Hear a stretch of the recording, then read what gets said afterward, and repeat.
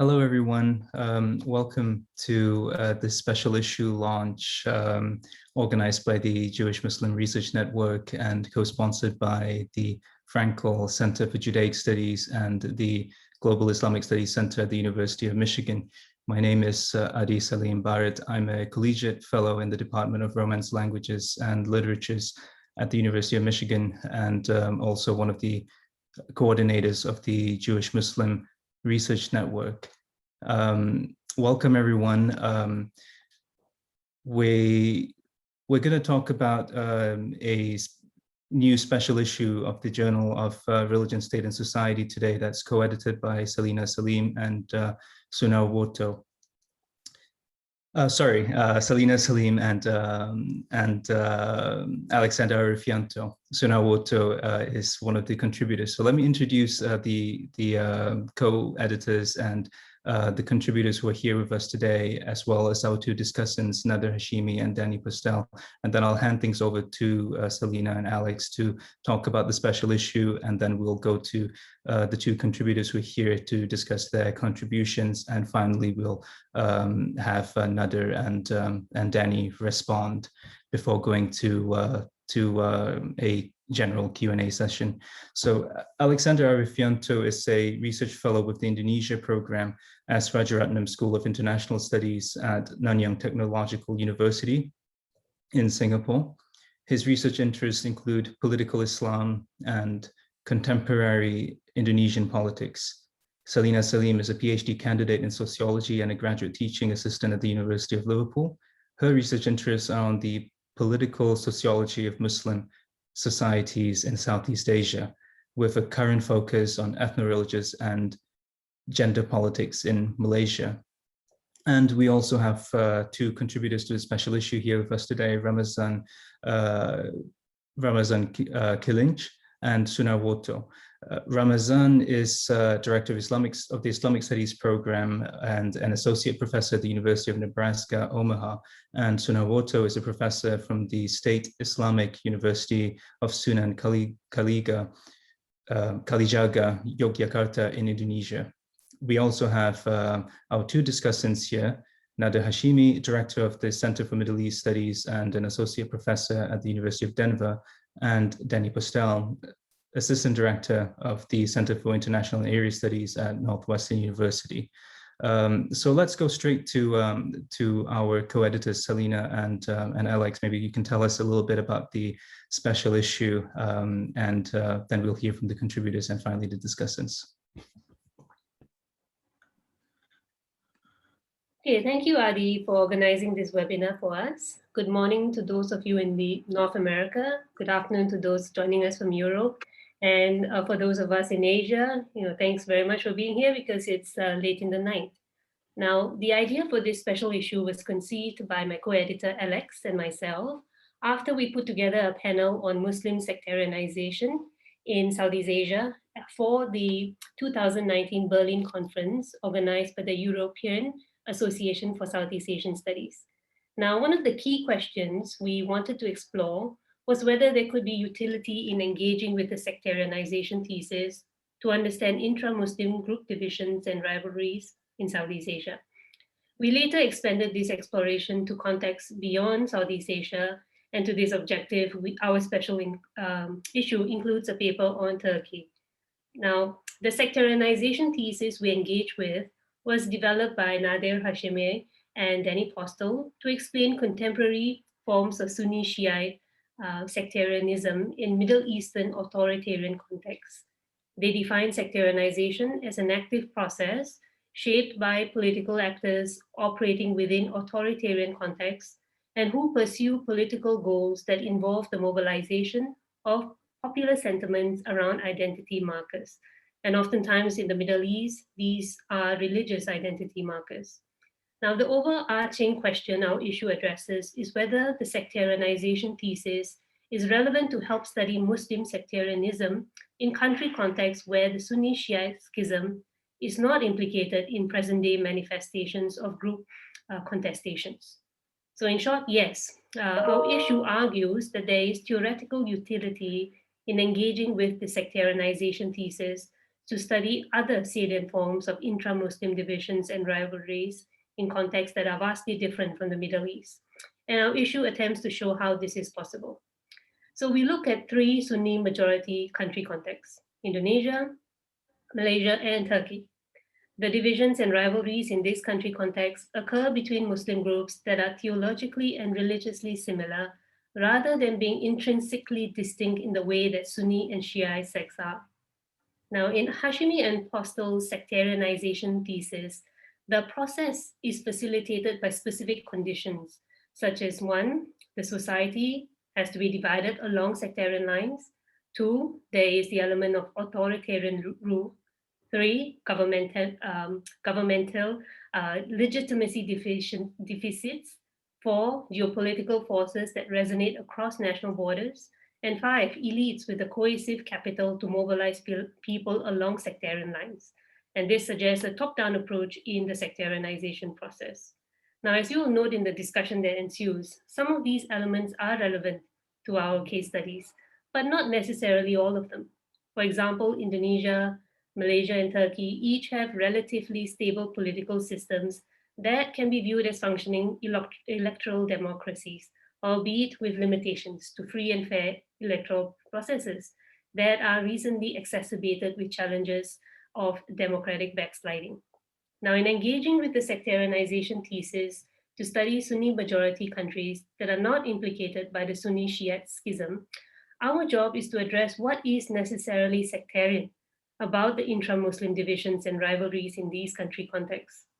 Are the manifestations of intra-Sunni Muslim difference generated in contemporary political contexts comparable to the differentiation between Sunni and Shia sects, given the latter's century-long history of sedimented theological differences? Can the sectarianization thesis be used to understand the rivalries between Salafi groups or between traditionalist religious teachers and Salafi groups in Indonesia when they are being fostered at the community level and not in a top-down approach by ruling elites, as in the case in authoritarian contexts? So our issue shows that this is possible. When we approach sectarianization as an active process, while being innovative in delineating the key aspects of Muslim identities that are being manipulated for political gain, and explaining how Muslim groups that are theologically and religiously similar become sectarianized. In doing so, we highlight the workings of the multiple structural factors. For example, distinctive political systems, such as in Malaysia, where there is a racially divided system, that facilitate the construction of new categories of intra-Muslim divisions. And contextual drivers, for example, changing contexts of political competition in Turkey and the rise of Islamist groups and patronage imperatives in Indonesia, all of which are relevant in the development of group identities implicated in these intra-Muslim rivalries and divisions. Now, overall, we hope our papers collectively demonstrate that a context-focused approach, by critically adapting and modifying key elements of the sectarianization process, can better help understand intra-Muslim divisions and rivalries in countries beyond the Middle East. So now I'm going to have Alex tell us more about our papers. Alex, Okay, sure. Okay, thank you so much, Saleena. I'm going to briefly overview the papers of our respective collaborators in this special issue, starting from Ramazan, Yogi, Sunarwoto, and Simon, as well as talking briefly about my paper as well. First, let me discuss Ramazan's paper on the conflict between the AKP and Gulen movement in Turkey. In his paper, he points out that while the sectarianization thesis has been used to explain the relationship between theologically distinct religious traditions like Sunni and Shia Islam, it can also explain the rivalry between former Turkish allies, respectively the AKP and the Gulen movement, which are theologically similar Sunni group. Rather than religious differences, the rivalry between the two were rooted in conflictual political outlooks and aspirations that were for a time set aside to collaboratively challenge the hegemony of the bureaucratic authoritarian state. As the AKP leader Recep Tayyip Erdogan consolidated his political position, he also sought to crush the Gulen movement that was critical of his growing authoritarian rule. Each group's political differences eventually became pronounced and led to their falling out. In order to garner popular support for their respective parties, the AKP and the Gulen movement portrayed their differences in religious terms as they minimized their political aspirations and framed their political conflict as sacred. Ramazan notes that the groups were theologically similar, that their respective leaders had to engage in massive propaganda that simultaneously combined political and theological messaging.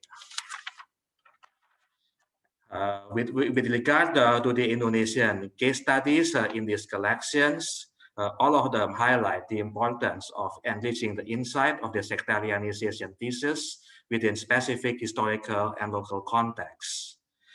Islamic group study by the three contributors, namely myself, Yogi Permana, and Sunarwoto, are all Sunni Muslim groups. However, they are all marked by distinct sectarian divisions driven by the state's favoritism toward a particular Islamic group. In the case of my study on NU and Muhammadiyah, the politically dominant group desire to exclude other groups so that it could retain state patronage, in the case of Yogi Permana's paper on Aceh, and the desire of theologically similar Salafi group to distinguish themselves by labeling their rivals as heretics and apostates over the internet, in the case of Sunarwoto's study. In my own study on NU and Muhammadiyah, I found that the renewed interest of sectarianism between Nahdlatul Ulama or NU and Muhammadiyah, Indonesia's two largest Islamic organizations, which have distinct theologies and ritual practices that became a source of sectarian conflict between the two groups during their early years between the 1920s to the 1950s. However, over the past few decades, sectarian tension between the two groups had largely become dormant, especially as the activists from both groups collaborated together during the 1990s in a campaign to oust the rule of former dictator Suharto. However, this dormant sectarianism changed in recent time, especially under the reign of President Joko Widodo, who commonly known as Jokowi, as the latter faces legitimacy challenge from an emerging Islamist movement which threatened the survival of his regime.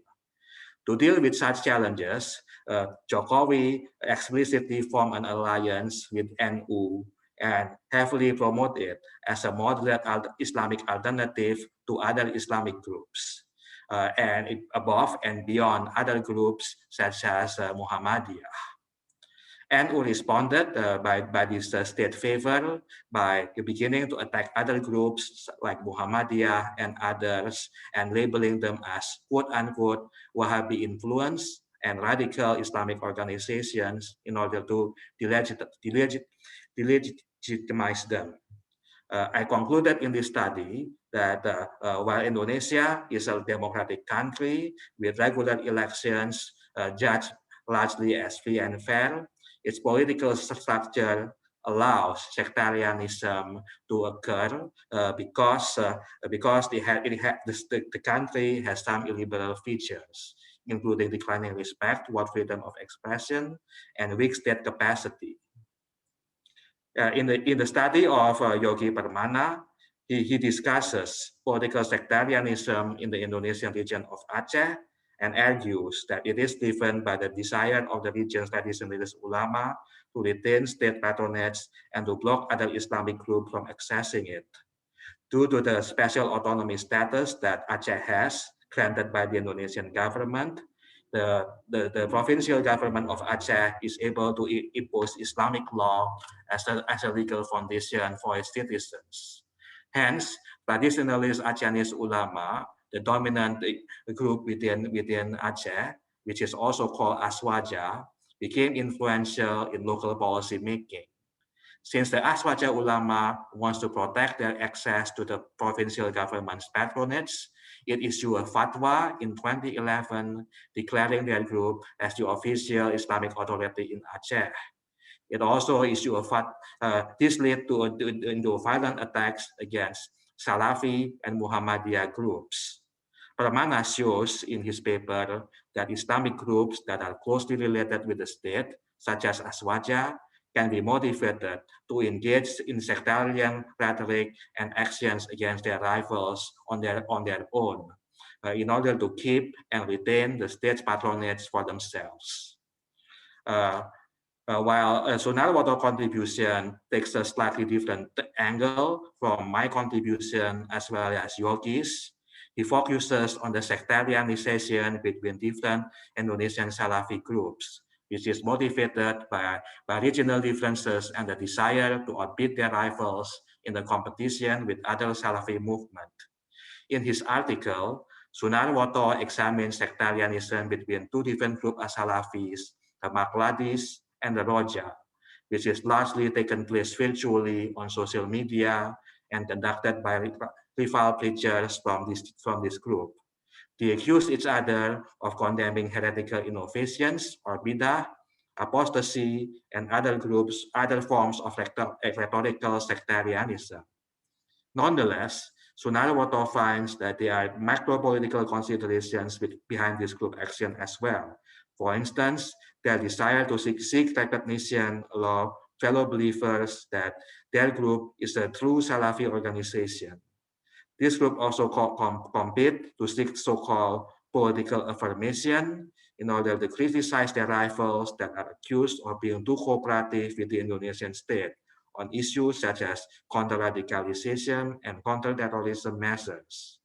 Gaining political affirmation is important among competing Salafi groups since it enables them to increase their influence and potential membership within the broader Indonesian Salafi community. And to conclude, we also have a closing essay written by Professor Simon Mabon of the University of Leicester in the UK. In his essay, he asked questions on, he pointed out other ambiguities between the question of sectarianism and about the concept itself. For instance, he asked, should sectarianism be viewed as a tension between groups of the same faith? Are interfaith relations sectarian? What about the tensions between secular and religious, and so forth?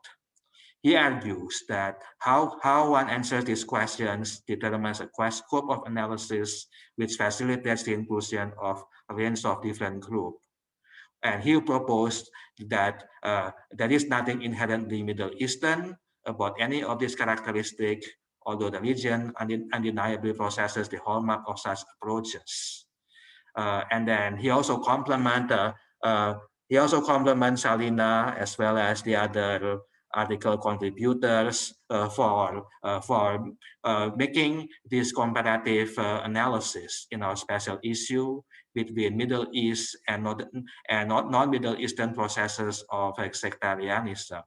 And then he complement us by saying that by undertaking this project, the authors of this collection are implicitly embarking on a multi-level comparison between Middle East and non-Middle East sectarianism that could potentially enrich the literature on sectarianization and applying its broad applications in a wide variety of contexts, history, and traditions over a long period of time.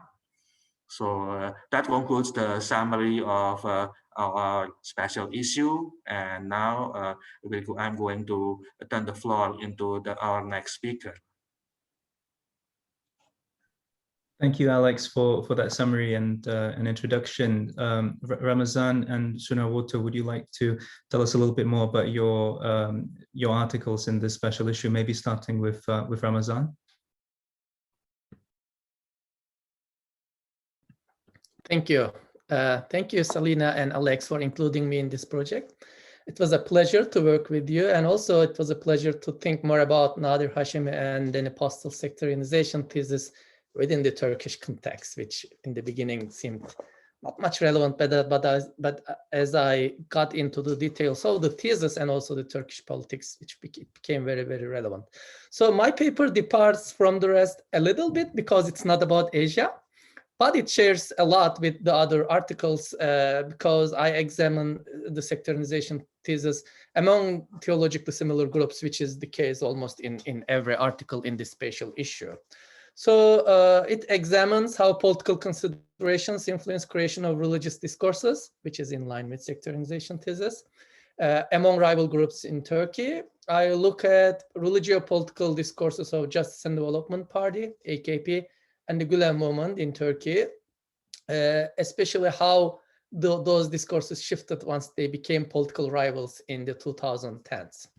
So let me I know I have only 3 minutes, but let me briefly give you a background. So both these movements comes from a similar understanding of Islam. They are both Sunni groups, and they have both statist and nationalist tendencies. And but of course, they also had some political differences in the past. But those political differences were pushed into the backstage between 2002 and 2012. They became political allies. Under this alliance, they worked together to undermine the secularist establishment in Turkey. However, starting from 2013, these two groups departed and separated, while the AKP accused the Gülen movement of secretly infiltrating into the state in order to take control of it and undermine AKP, of course.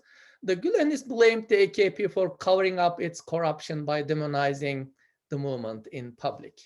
So the conflict reached its peak, especially after the failed coup attempt in 2016. Erdogan accused the Gülenists for organizing the coup, and the movement became criminalized in Turkey. Several people, 50,000 Gülenists were actually arrested after the coup, more than 50,000. And more than 150,000 public employees who are accused of being affiliated with the group were actually fired from their public positions. And so building on the sectarianization thesis, I try to show in the article how the leaders in both movements employed religio-political rhetoric to delegitimize one another, especially once they became political rivals.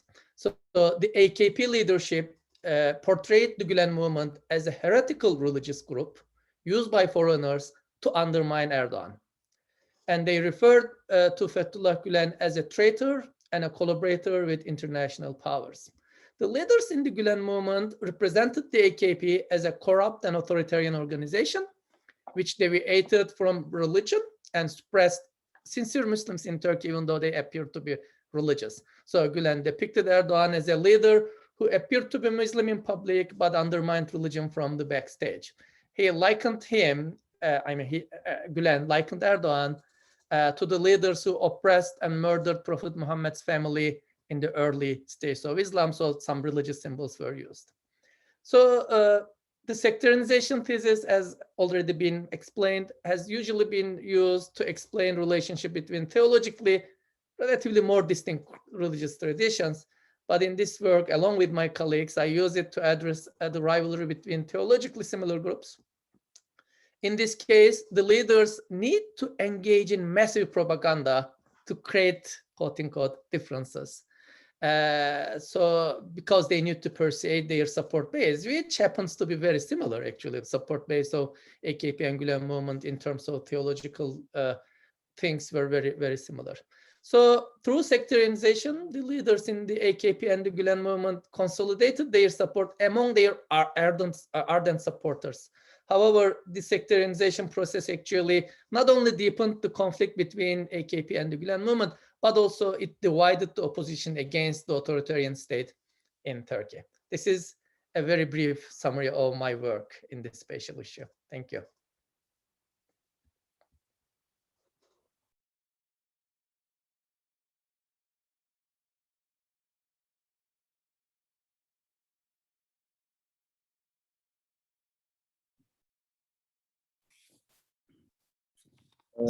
Thank you very much for Saleena and Mas Alex for including me in this special issue. My contribution is about the internal conflicts among Salafi groups in Indonesia, as they did in their online activities, and discuss the sectarian discourses that develop within the Salafi movement in Indonesia.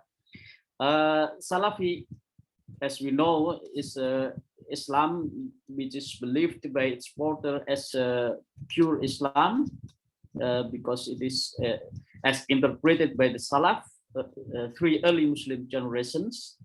Like in other countries, Salafi in Indonesia also are divided into contesting groups, and in this contribution I focus on the Salaf, those called as quietist Salafi, the Salafis who try to avoid any political participation and instead focus on preaching and education and also purification. In this, as already mentioned by Mas Alek, I focus on two quietist groups, Madkhali Salafi, followers of the Saudi Salafi Sheikh, Sheikh Rabi al-Madkhali, and the groups consisting of the preacher of Rajaratnam station in Bogor, West Java. In explaining the sectarian violence and conflict in Indonesia, some scholars have highlighted the crucial role played by the key political actors. By taking online Salafi rivalries at its point of departure, my contribution aims to further advance the discussion on the sectarianization thesis offered by Professor Hashemi and Postel, who argues that one of the key factors in religious sectarianism is not theology but authoritarianism. Unlike the thesis, my contribution argues that Salafi sectarianism in Indonesia is facilitated by democratic atmosphere rather than by authoritarianism. However, this contribution agrees with the thesis that theology is not a determining aspect in Salafi sectarianism. Although framed in theological terms, Salafi rivalries in Indonesia are driven by competing to demonstrate their religious identity, religious authority, and also good citizenship. So by using sectarian discourses, using the very old idioms of Islamic theology, they try to demonstrate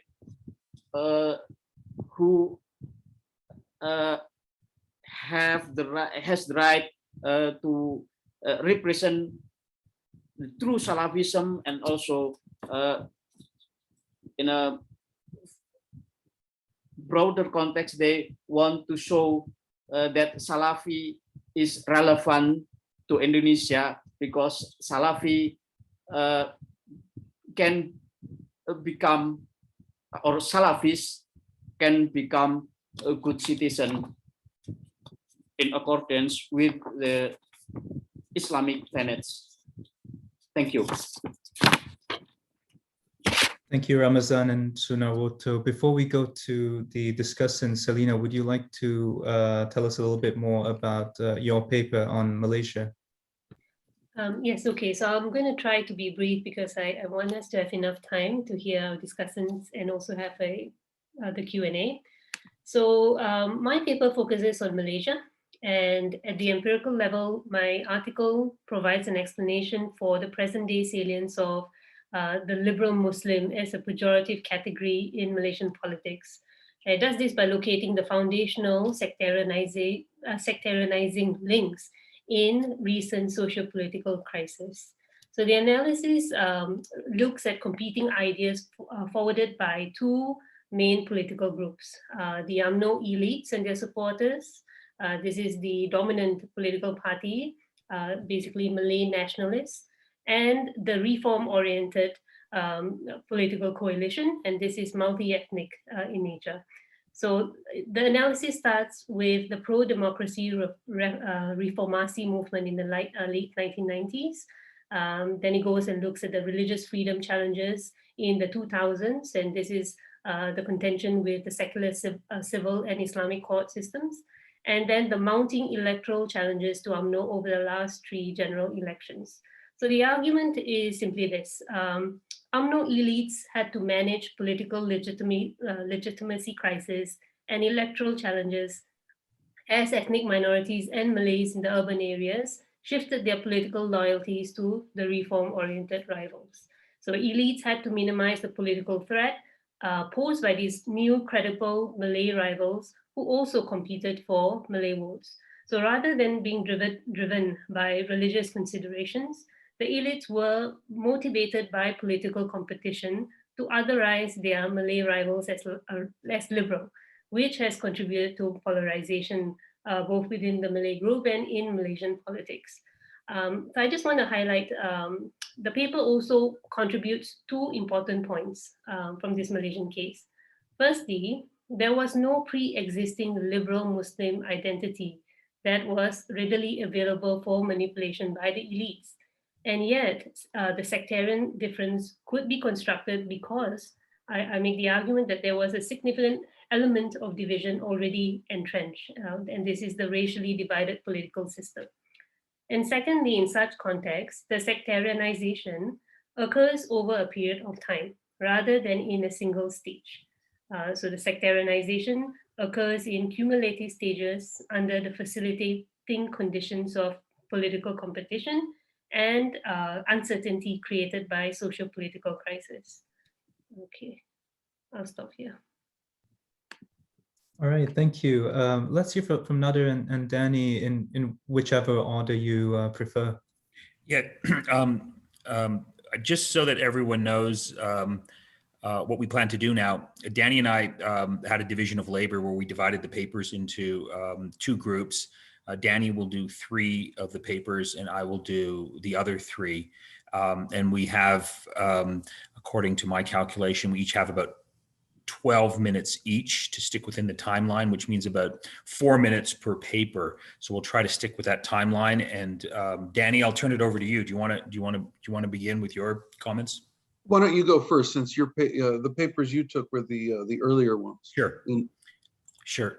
Well, first of all, let me just begin by saying that it's a huge honor that some fellow colleagues took our sectarianization thesis seriously, that it resonated in your mind, and that it merited a special focus on applying our thesis to parts of the world that are outside of the core Middle East, the Arab world and Iran.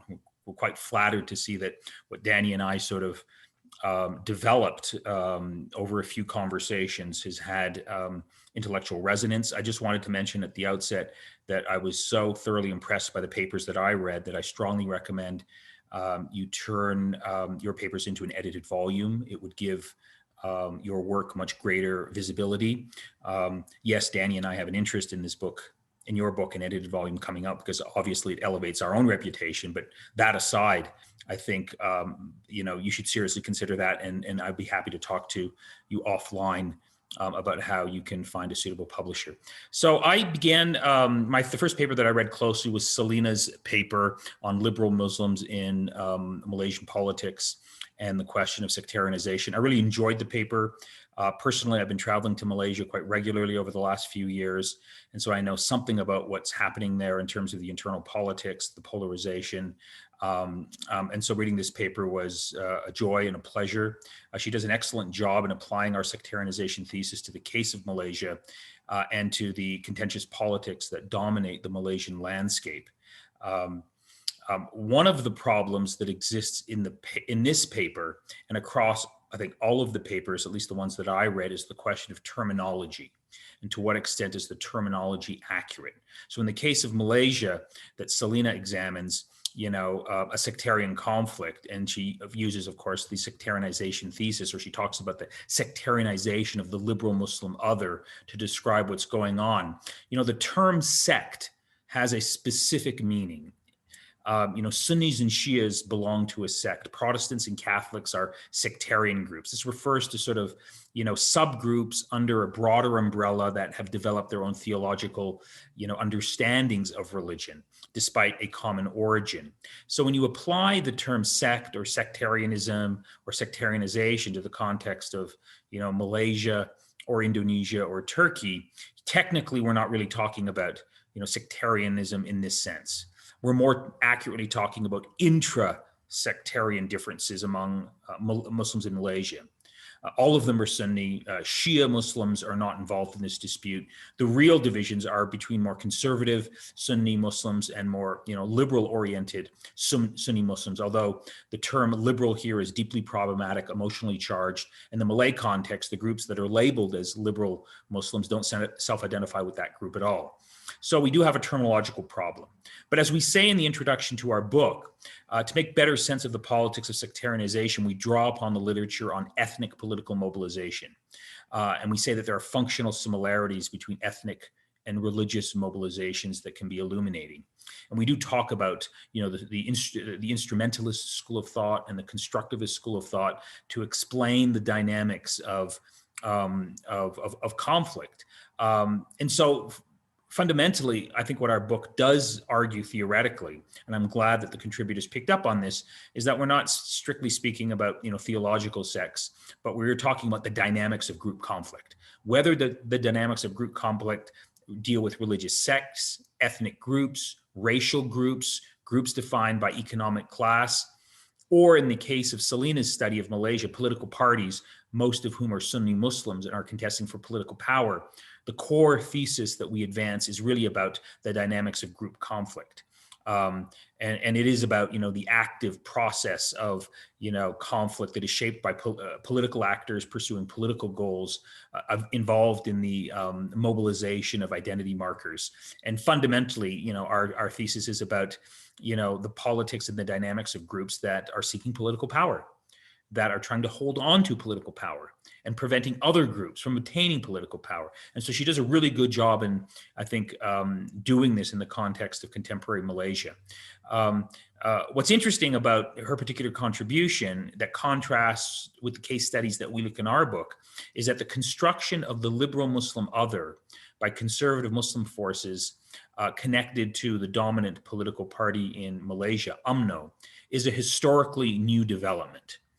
Unlike the case of Sunni-Shia conflict in the Middle East, there is no deep history to draw upon that goes back hundreds of years, over 1,000 years in the case of Sunni and Shia Islam, that can be manipulated by political actors in the service of political gain. So what's so interesting, I think, about the dynamics of what's happening in Malaysia is that this is a historical novelty. The construction and the development of a sectarianization process is relatively new. But what's so interesting is that it works. So you have the political mobilization around these identity markers,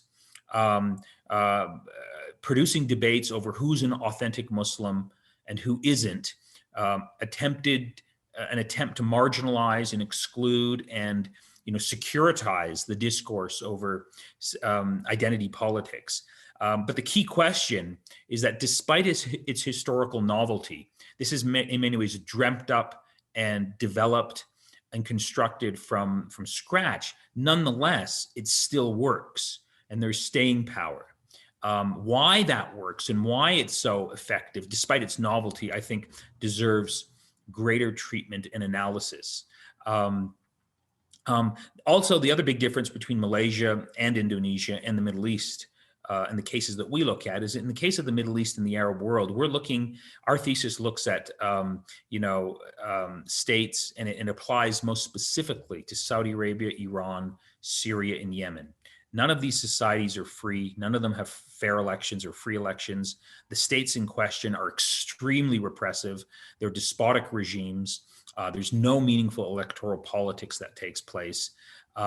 Nonetheless, the dynamics of sectarian thesis is in play in countries that are very different than the deep and hard authoritarianism that exists in the Middle East. Even in a moderately authoritarian, country like Malaysia, where elections do matter, where they're much more fair comparatively, where there is a comparatively freer press, these dynamics still are in play. And that sort of is a fascinating discovery, because it shows that our thesis that we constructed and developed and claimed that it was heavily dependent on a hard authoritarian context is not necessarily the case.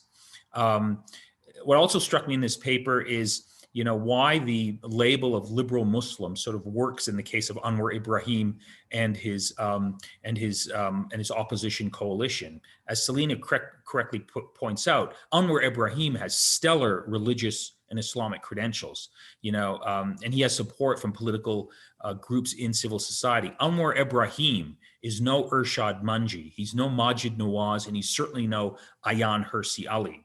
He doesn't even identify with the term liberal Muslim. Nor do most of his supporters. Nonetheless, the accusation and the demonization and the ostracization works. And I think that, as I said a moment ago, deserves a deeper explanation. One thing that's not discussed in the paper, and this applies, I think, both to Saleena's paper and Alexander's paper, is the role of the steady and subtle Wahhabization of Islamic discourses in Southeast Asia, both in Malaysia and Indonesia. If you know anything about the topic, Saudi Arabia has invested heavily in Southeast Asia, spent a lot of money. And, this, I think, has political consequences. Muslims with a more ethical interpretation of Islam, rooted in human rights and human rights and a civil rights framework. And critically, Muslims who do not believe in a Muslim supremacist conception of politics have a very difficult time competing with more conservative and illiberal interpretations of Islam that are more popular in Malaysia and that often are supported indirectly by the huge infusion of Saudi petrodollars. This is part of the social dynamics that I think are at play in the politics of Southeast Asia. I think they deserve more attention. I also noted with a lot of interest footnote number 6 in her paper, where she talks about the religious polemics that existed during the British colonial period in Malaysia between more traditionalist Muslims and reformist Muslims. And Saleena mentions that the dynamics in play in the religious polemics were very different than they are today. That, I think, deserves a little bit more explanation, because I think there might be parallels there that are worth examining in terms of illuminating what's happening in Malaysia at this moment. So overall, I really enjoyed this paper. It's great in sort of applying our sectarianization thesis to Malaysia, to the dynamics of politics between political actors, how a Muslim liberal construction of an enemy can take place, and why it has resonance. And of course, what's so good about the paper is that it really confirms our thesis, because this becomes a problem. This demonization, this sectarianization of politics in Malaysia becomes a problem precisely at the moment in the late 1990s, when political power is being contested, where the UMNO dominance over Malaysian politics starts to face serious challenges from Anwar Ibrahim. And that's a confirmation of our thesis, because our thesis is very much about the question of political power, obtaining political power, and the cynical use of identity markers to mobilize people to retain power. Alexander's paper on the politics of sectarianization in Indonesia was also very well written. It focuses on the dynamics and the conflict between the two leading civil society organizations in Indonesia, Muhammadiyah and the Nahdlatul Ulama. it's a very thoughtful contribution.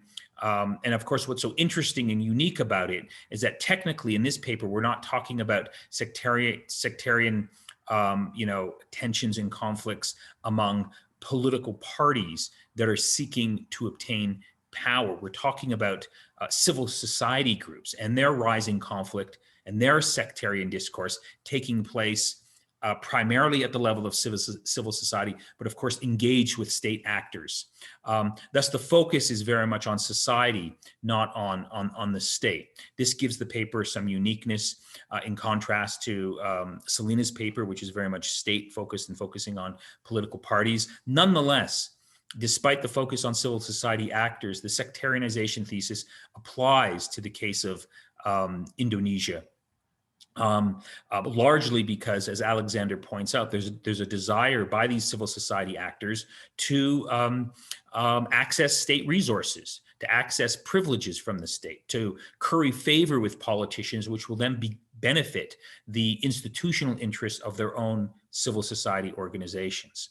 And so we see the same construction of authentic Muslims versus inauthentic or deviant Muslims as we saw in the case of Malaysia.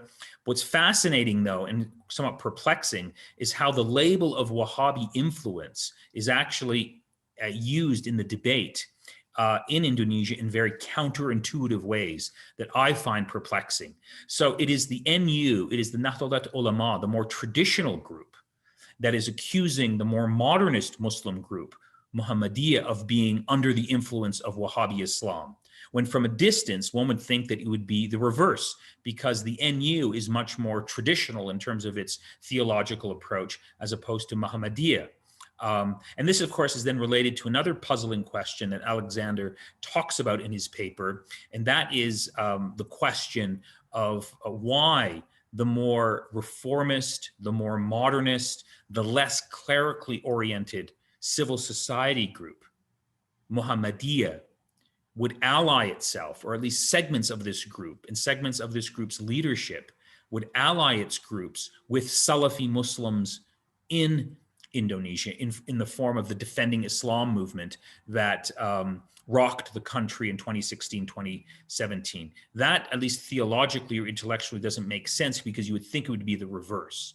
But fundamentally also, I think, in Alexander's contribution, he helps us understand how sectarianization can take place within a functioning democracy. Recall that our sectarianization thesis is heavily emphasizes and is rooted on the centrality of political authoritarianism as being the key context that shapes the politics of sectarianism. And we do posit and suggest that the way out of the dilemma of sectarianization is to move toward democracy, democratization, to have electoral politics, to have a free press.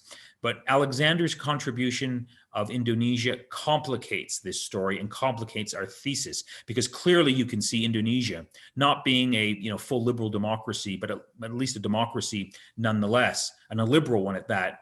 You can still see the politics of sectarianism taking place. And perhaps the answer here is the fact that Indonesia is more accurately described as an illiberal democracy, where there are deep cleavages in society related to growing social economic inequality, a lot of fault lines, a very weak state that allows this sectarianization process to take place. The point here is that there's a lot more to do with this aspect of the sectarianization thesis, understanding how it manifests itself in a democratic context.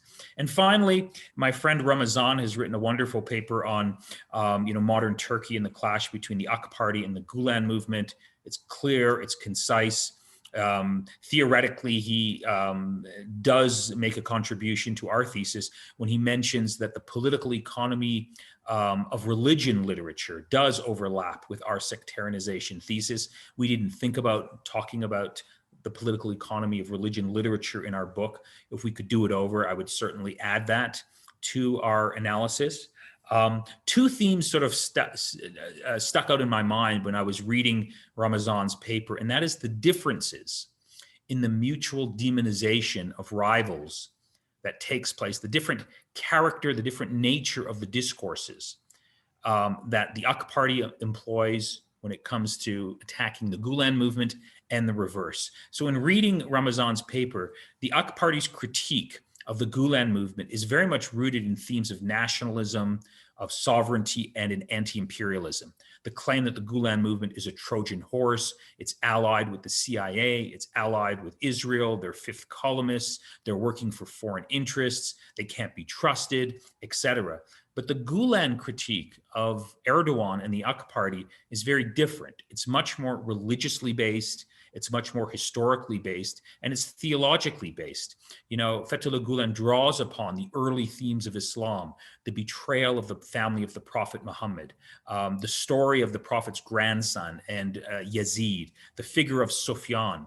These suggest very different characteristics in terms of the nature of the othering of political rivals that are part of the sectarianization process. And what's interesting is why doesn't the more heavily religious and theologically based critique that the Gulen movement uses of Erdogan have resonance in the broader part of Turkish society and among AK Party supporters who are also very religious and come from the same theological interpretation of Islam, Sunni Islam? Why doesn't that have an appeal? And I think, you know, this question speaks to the key puzzle that Ramazan poses, but I think there's a lot more work to be done on this topic. And that's the following issue that I think is very much central to the story of Turkey. Why does sectarian politics work in Turkey? Why does it have such staying power? Specifically, how do we explain its dramatic success where former allies, former friends, former brothers in arms who have a common religious worldview, a common theological worldview, can quickly become enemies seemingly overnight? Again, in the case of Turkey, as in the case of Malaysia, we're talking about a very new phenomenon. There's no deep historical sort of history here to manipulate identity and promote identity mobilization. I mean, the tension here between the Gulen movement and the AK Party goes back, about a decade. But nonetheless, it works. But I think why it works deserves, I think, much more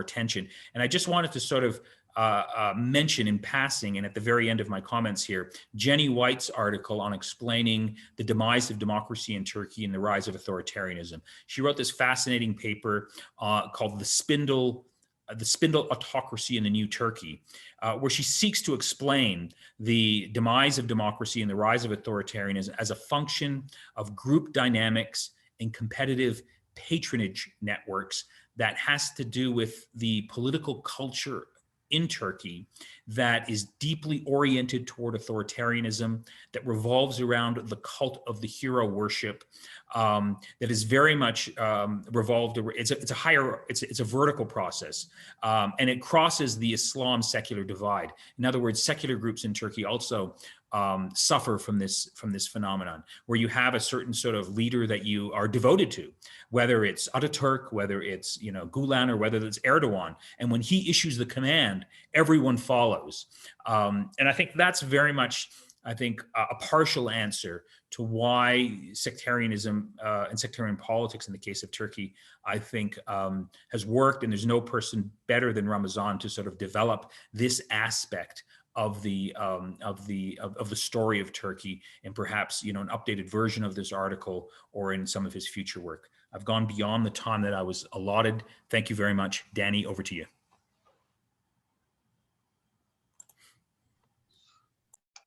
Thank you so much. Now I've added like so many more notes just based on what's been said here, that there's not going to be enough time. But let me open by thanking Saleena and Alexander, or Dr. Arifianto, and I should say Saleena is the soon-to-be Dr. Saleem. So, but thank you very much to both of you for inviting us to participate in this forum and comment on these really momentous contributions.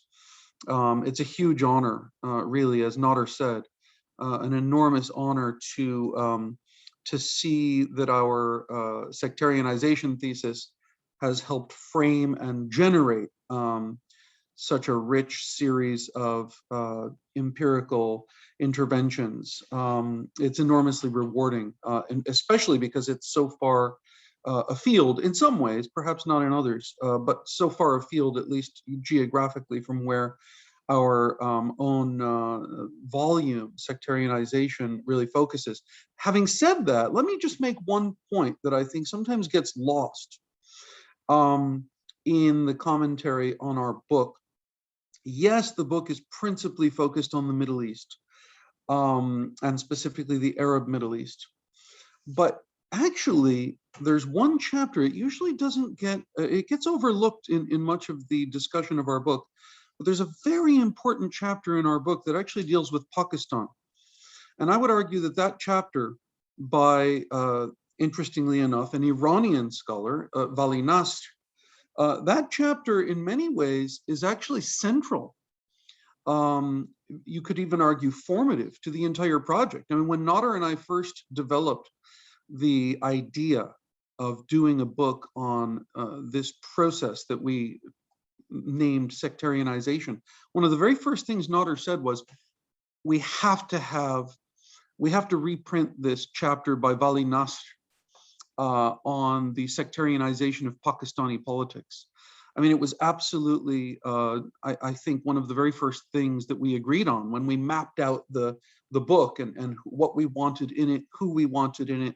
I think that was, you know, right after the introduction, that was going to be in the book. And that chapter, by the way, is not only an incredibly rich empirical case study of how the sectarianization process unfolded in Pakistan. There are theoretical insights in that chapter that inform our entire approach to the question of what sects and sectarianization are. That chapter influenced Nader. I mean, I didn't even know about that. It was published as an article in the journal Comparative Politics in the year 2000. So it's actually one of the earliest studies of sectarianization before that term had been coined. Nasr doesn't use that term, but that's essentially what he's looking at, is the sectarianization of Pakistani politics. And in that chapter, he really draws on a very, on the voluminous literature on ethnic conflict, which he then applies to the Pakistani case. And so I just want to point this out because although our book is principally focused on the Middle East, and the sectarianization thesis has come to be known in relation to Middle East politics, Pakistan figures very prominently in the sort of prehistory of the development of this concept in very critical ways. And I don't think that's incidental, by the way. Now, one other point about the sort of the genesis of the project. I mean, it's true, as many of the contributors to this special issue of the journal have pointed out, it's true that Nader and I tend to focus on top-down processes of sectarianization and authoritarianism as central to the sectarianization process. But let me just say that a couple of things about that. Number one, there's a very important chapter in the book on Lebanon, and so on a democracy, by Basil Salouch, the political scientist at the American University, the Lebanese American University, and what he calls the architecture of sectarianization in Lebanon. And so the book is not entirely or exclusively focused on autocracies or dictatorships, although it is principally so, because the Middle East is in fact principally overwhelmingly governed by dictators, whether they be monarchs or so-called presidents.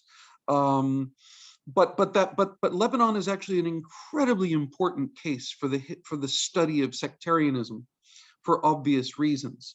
So I just want to point that out. The other thing I want to point out is that the chapter on Syria in the book by Paulo Pinto really does, he's an anthropologist, and he really does look not only at the role of the Assad regime in perpetuating the sectarianization process, but also on ground up forces, on the role of preachers, narratives, and the, if you will, on the reception end.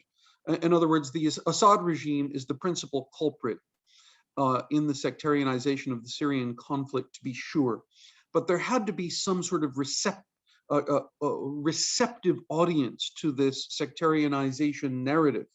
And Paulo Pinto really provides a very rich ethnographic account of how, if you will, forces on the ground, grassroots activists and communities and Salafi preachers took the bait, if you will, of the Assad regime. So there's a hint. I point this out just to suggest that there's a hint in our book that it's not a purely top-down one-way street. The sectarianization process is a bit more multi-directional. And subsequent to the book's publication, Nader and I very quickly, actually within months of the book's publication, we started to kind of critique ourselves and step away from the sort of top-down, exclusively top-down focus of the sectarianization process. In a presentation we gave at the University of Bern, I developed a sort of model in which I talked about vectors of sectarianization: top down, bottom up, inside out, outside in. And I think this needs to be theorized more. We also wrote a preface to the Arabic edition of the book, an edition that never saw the light of day, by the way, which is another story.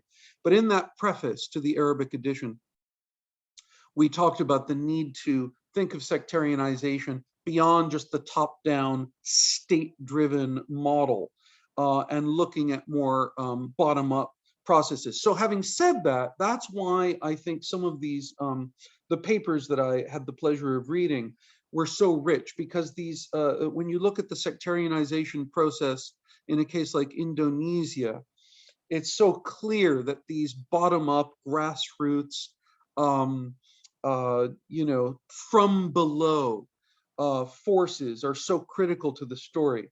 And so I want to, again, thank Saleena and Alexander for inviting us. I mean, in my case, and I should just disqualify myself by saying that I have absolutely no competency to be commenting on the Indonesian case, for example, because I've never been to Indonesia. I've never really studied it closely. I've always been fascinated by it, but I have no real competencies or expertise that would qualify me to make any remarks. And on the contrary, I've really learned. I consider myself a student and someone who's learned a lot from reading these papers. And so thank you for providing this sort of crash course in Indonesian politics. But I will say that, you know, reading your paper, Sunarwoto, am I pronouncing your name correctly? Sunarwoto? I apologize if I'm not. That's right. Well, thank you so much. I really enjoyed your paper enormously. And one of the things that struck me, and you make this point, you foreground this point about Indonesian, the democratic context of Indonesia really providing a counterexample to the large, the predominant focus in our book on dictatorship and authoritarianism.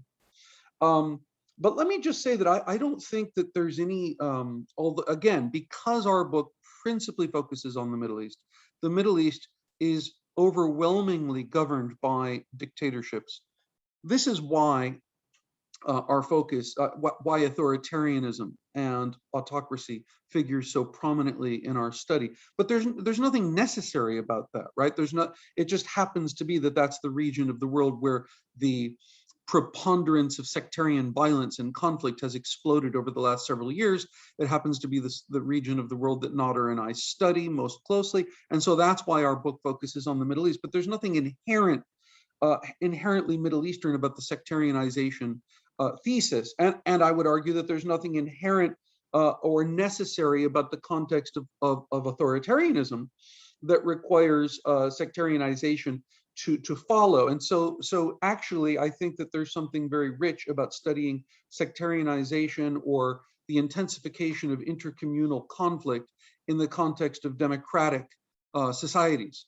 One of the things that came to mind immediately as I started reading your chapter your article, Sunarwoto, was a book that has had a huge influence on me by the sociologist Michael Mann, called The Dark Side of Democracy. And here it is, actually. I pulled it off my shelf and started rereading it. You sent me back to this book. It came out in 2003, and I can't recommend it highly enough. It's called The Dark Side of Democracy, Explaining Ethnic Cleansing. And the thesis of the book is perhaps counterintuitive, which is, he doesn't argue that democracy inherently or necessarily leads to ethnic cleansing or violence, but he does look at 5 core cases: the Armenian genocide, the Nazi genocide, the ethnic cleansing in the context of Stalinist regimes in Russia, China, and Cambodia. He looks at the breakup of Yugoslavia and the way in which the Balkans were engulfed in ethnic cleansing during the 1990s, and he looks at Rwanda. And his basic thesis is that in these key cases and a few others, the democratization process actually can, under certain circumstances, can actually lead to an intensification of intercommunal conflict, and specifically murderous ethnic cleansing. There's nothing inherent about the democratization process or democracy that leads to, peace, coexistence, and tolerance amongst ethnic groups. In fact, democratization can, in these perfect storm cases, can actually unleash, doesn't necessarily have to, but in certain cases, it can unleash unresolved tensions that were kept under the lid by strongman autocracies and dictatorships. And of course, the case of Iraq post-2003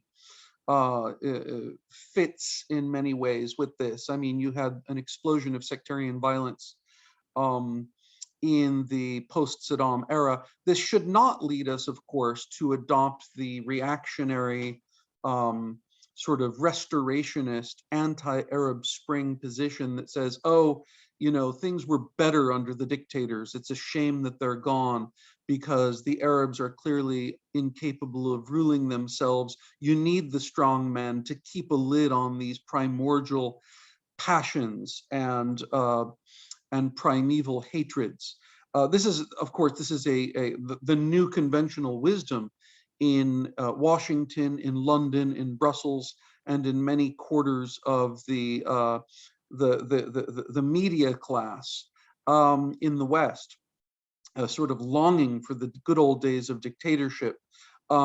This is not at all where Nader and I, in fact, in many ways, our sectarianization book was written against that sort of authoritarian nostalgic thesis. But the point is that this is what this book, I highly recommend this book, Sunarwoto, if you haven't read it.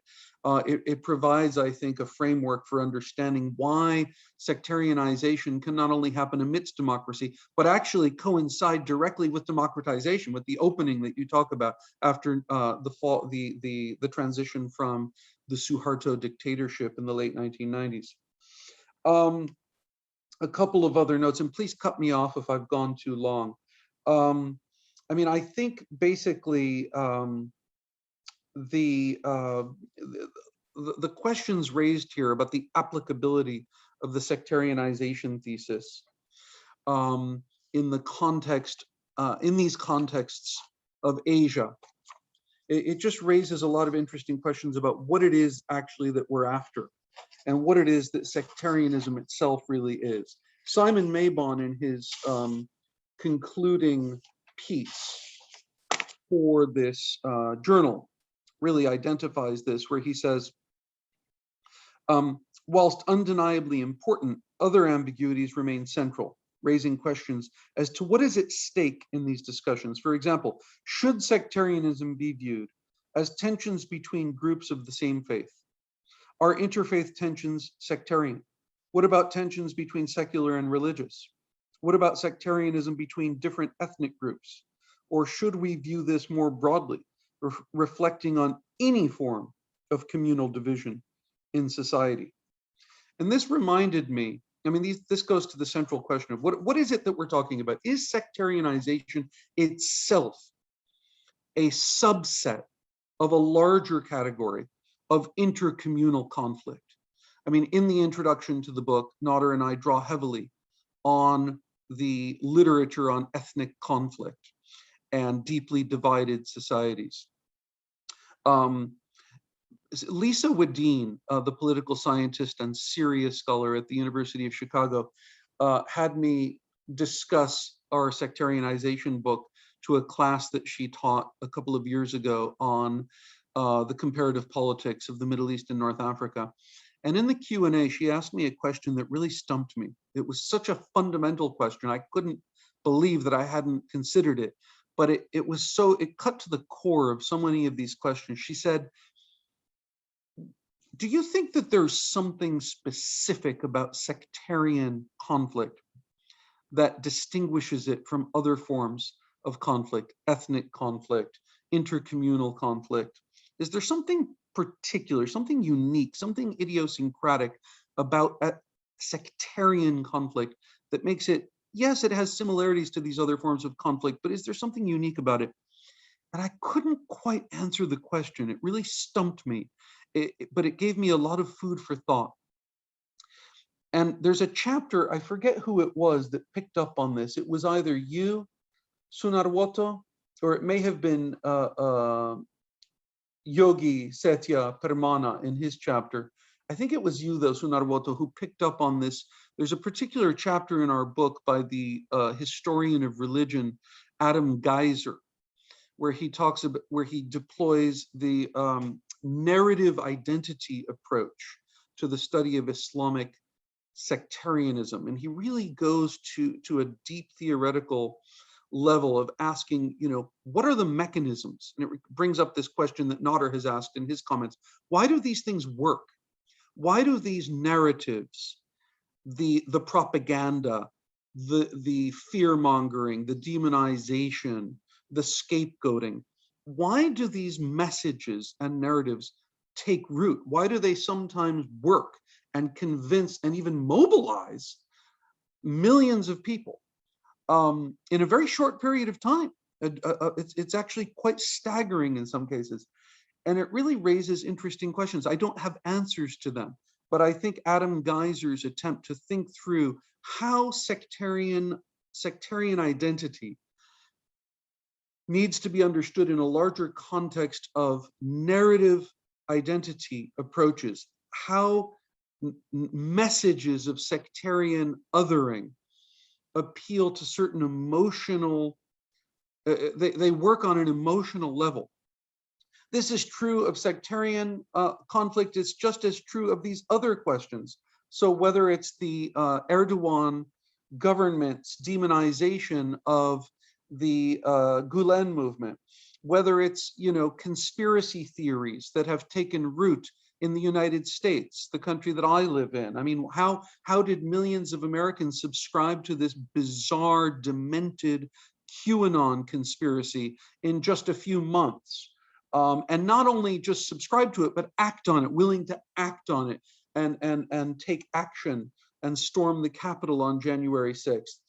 How is it that in Brazil, in a very short period of time, you had the proliferation of conspiracy theories about the ruling Workers' Party? The former mayor of Sao Paulo, Fernando Haddad, talks about how Brazil underwent something like, he calls it, he says, in the United States, you talk about fake news. In Brazil, we have a fake country where millions of people overnight, people who had been voting for the Workers' Party for 12 years, overnight, they're now voting for this fascist, conspiracy theorist, lunatic, authoritarian Bolsonaro, who claims that homosexual and transgender cultural Marxists are taking over the educational system and poisoning the minds of our children.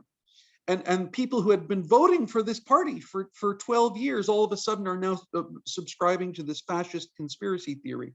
This is going on all over the world. How did it happen so quickly in India? And by the way, I don't know if you know this book, Ramazan, by Basharat Peer. It's called A Question of Order, The Return of the Strong Men.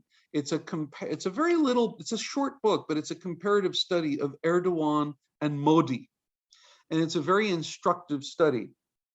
I think that all of these things, and I should really wrap up here, but I think all of these things, whether it's specifically sectarian or like narrowly sectarian, or more broadly, intercommunal, demonization of others, ethnic violence, whatever, whether it's a demonization of political others, as in the case of Malaysia, demonizing liberal, so-called liberal Muslims, all of these are an example of what the late historian Peter Gay called, and I'm going to hold this book up, the cultivation of hatred, which interestingly is a study of Europe in the interwar period. The proliferation of nationalism, the proliferation of demonizing rhetorics, the cultivation of hatred is, I think, really at the core of what we're talking about, whether it's sectarian conflict, political demonization of the other, ethnic conflict, conspiracy theories. All of these are forms of scapegoating, othering, demonization, and they can have very real world consequences. So anyway, I think I will, but the final note that I just want to make is one thing that came up in your paper, Sunarwoto, and I think in several of the other articles that really struck me was, sort of taking religion seriously. And so one of the things that you point out, Sunarwoto, is that that a lot of the Salafi debates that are taking place online in Indonesia, on the one hand, they're very political, and they're about positioning, oneself as a good citizen and competition for state resources. And you're very, very clear about that. And I found that very persuasive. But you also point out just how serious the theological debates are. Even if there are these other outside factors, the theology is very serious. Like the arguments, at least on the formal level, take theology very seriously. And it struck me as we think about this, and Nader and I have talked about this over the years since our book came out. I think there's a trickiness, and we ourselves don't address it as thoroughly as we could have in the book. But I think that there is, in the study of sectarianization, there is a sort of tendency to view the theological aspect of the puzzle as a kind of epiphenomenon, as not really important, as a sort of sideshow, a distraction, or even as a kind of false consciousness. Although very few people actually use the term false consciousness because it's become, it's been discredited and fallen out of favor. There's a sense in which there's an assumption of many people who study the sectarianization process that anything that takes religion seriously, like theological debates or getting into the nitty-gritty of religious differences, that's not really where the action's at. The action is really around power. It's really around politics. It's really around resources. It's around class for the more Marxist-oriented scholars who study sectarianization, like Rima Majed at the American University of Beirut, who talks about sectarian capitalism or sectarian neoliberalism. There's a tendency to reduce sectarian conflict to these other factors. And Nader and I are somewhat guilty of this ourselves. And of course, it's important to emphasize that this is not just about theology. It's about politics, right? You can't limit it to theology, and we're pushing back against that tendency to essentialize sectarian conflict as just about the difference in interpretation between Sunni and Shia going back to the 7th century. That is a terrible reductionist, essentialist, orientalist approach that we push back on and debunk. But my question is there also a tendency to reduce sectarian conflict in the opposite direction and completely erase religion from the question. I think that in several of the papers, there's a tension here.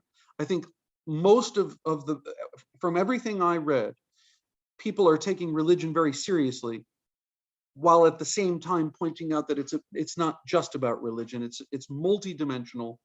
There are multiple factors involved.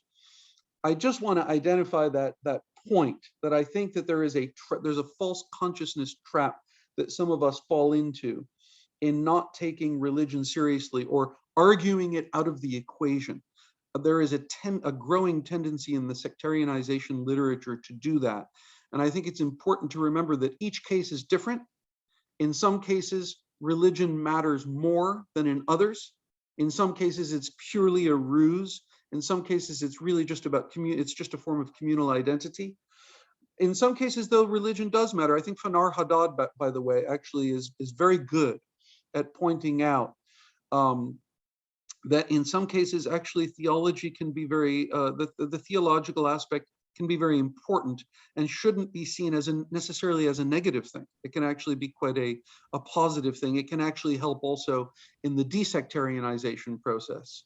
So I will leave it at that and just thank you to all of the contributors and the editors of this special issue for producing such a rich set of studies that have generated such a great discussion. And I look forward to seeing the impact that this issue has once it's published.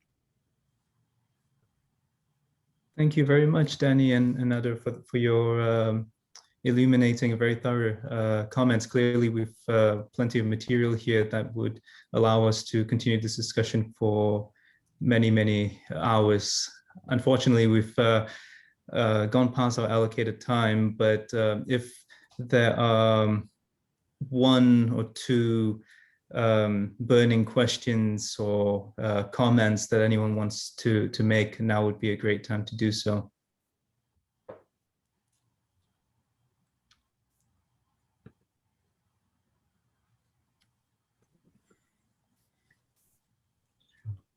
Is it okay if I make a couple of comments? Thank you. Yeah, go for it. Yeah, thank you very much. I really appreciate the discussion, and I think sectarianism and sectarianization are not discussed enough, at least in the context of my own part of the world. I live in Singapore and in Malaysia, and also work on Malaysia and to some extent on Indonesia.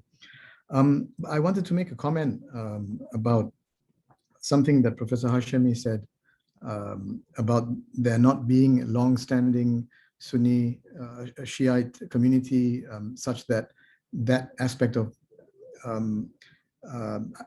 religious identity could be manipulated and politicized in the case of Malaysia. And I think that point also would apply to Indonesia. But what I wanted to say was that I think what is interesting about the case of Indonesia and Malaysia is that despite the absence of a significant Shiite community, and despite the lack of a long tradition of Shiism in those two countries, the otherization of Shiism had been very significant. And I would argue that it was even more significant than the political otherization of the liberals, in a sense, because in the case of anti-Shiism, what you have in Malaysia and to some extent Indonesia, you had not just demonization and hate speech, but you had also persecution, legal persecution by the state, by state religious authorities, and even by the government. You had detentions, you had confiscation of property, raids on their homes during religious Shiite festivals, and it's interesting that could be done. And many observers commented that you hardly have a Shiite community to begin with. So where does this politicization of sectarian differences come from? So I think very much, in a sense, it supports your sectarianization thesis, because it suggests that as long as there's a possibility to make up a cause, the opportunity will be taken. And I think in the case of Malaysia, when political expediency called for championing the Malay ethnic cause, which is synonymous with championing the Islamic cause, which is synonymous with championing the Sunni cause, then it becomes very convenient and efficacious to demonize Shiites. And all you require is to have a small number of Shiites to suggest that there are now, despite the long absence of Shiism in the country, there are now a small number of Malays who have converted from being Sunnis to Shiites, and that is going to be a threat to the sanctity of Islam in the country. So I guess my point is that it's not necessary to have that long history for differences to be otherized. I also wanted to say that, and this also relates to what Professor Hashemi was saying. You were suggesting that it's counterintuitive that the Nahdlatul Ulama, that the Muhammadiyah would be attracted to Salafism or to Wahhabism rather than the Nahdlatul Ulama. But I sort of feel a bit different about that, in the sense that the NU are certainly more traditionalist, but more in the line of Sufism, whereas the Muhammadiyah are modernists. And in that sense, I think there is some affinity, at least among some Muhammadiyah, for Wahhabism, because what they share is an aversion for tradition. So in that sense, actually, the Wahhabis can actually be very modernist in terms of the aversion for tradition. So interesting to see how you would look at that. Thank you. Yeah, very quickly, those are great comments, Farid. On the question of the demonization of Shia in Southeast Asia, it's my view, and I'd love to hear yours, that this is a relatively new historical phenomenon, and it's a direct result of certain political interests that are introducing this into the body politic of Muslims in Southeast Asia. And you can't separate this particular phenomenon of anti-Shiism from the spread of Wahhabism that has done great destruction around the world, including in Southeast Asia and in other parts of the world. I mean, in my own case, I happen to be born and raised in Canada. I'm old enough to remember that even though my family is Iranian, we were raised in a broadly mainstream Sunni community. Prior to the '79 revolution in Iran, there were no tensions. Our family was welcomed. There was no, my sister married a Sunni. There was no issue. But after 1980, you start to see this problem emerging, and it's a deliberate problem that's cultivated by, certain political interests as a way of, I think in the case of Malaysia, but also in the case of other parts of the Muslim world, competing battles for leadership of the Islamic world between two self-declared, Muslim countries. There's a lot more going on. The question that sort of Danny raises, and that I think is really fundamental, and I think deserves greater attention from a research perspective, is why, from a bottom-up perspective, do these constructions, these demonizations of minority groups or of different groups, why do they resonate? Why do they catch on so quickly? Why are they so powerful? So that's. That's just my general thought. I have a lot more to say on this topic because it's of huge interest to me, both personally and professionally. And thank you for your comment on the Indonesian case and why, a certain Wahhabi narrative or worldview would make sense in the context of a Muhammadiyah sort of conception of Islam. I guess what struck me is that when I started reading about Muhammadiyah, this is the political party, or this is the social movement of Nur Khalis Majid, who is the great modernist and who is sort of much more tolerant and open-minded and started these debates on secularism. So to see his party or his movement be susceptible to Wahhabi influence struck me as a bit perplexing, but your explanation actually does help understand this particular problem. So I appreciate your comments very much. Could I just chime in very briefly on that? Go ahead, Farid, please. Oh, no, I just very quickly, I wanted to say to Nader that I appreciate the importance you give to the problem of Wahhabism, And definitely in the case of the demonization of Shiism, in my own work, I know I've tried to stress that it's an outcome, it's to a large extent an outcome of the Salafization of Sunni Islam, at least in the case of Malaysia and Indonesia. And the Salafization refers to two things: to Sunnis actually becoming Salafi, following various strands of Salafism and adopting Salafism in terms of their rituals, in terms of their Aqidah, their credo, and so on. But that's the minority.